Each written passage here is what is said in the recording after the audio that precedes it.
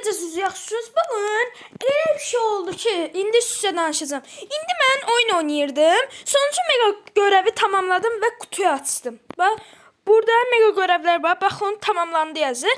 Və bunu açdım. Ben bunu çekmeyecektim çünkü bir şey gelmeyecekti. Zaten 9 yazdı. Bastım ve ne geldi inanabilmezsiniz. Ne geldi? Ne geldiyse yorumlara yazın dostlar. Bir söz like atıp yorum yazacağım. Kalp atacağım ve size abone olacağım dostlar. Ne çıktı indi baxaq. Ne çıktı? Ve melodi çıktı dostlar. Ben hiç inana bilmirdim. Melodi çıksın. Ve ben diyeceğim bir de sözüm yoktu da dostlar melodiye. Söz istiyorsunuzsa ben bunu maxlayabilirim dostlar. Yorumlara yazın.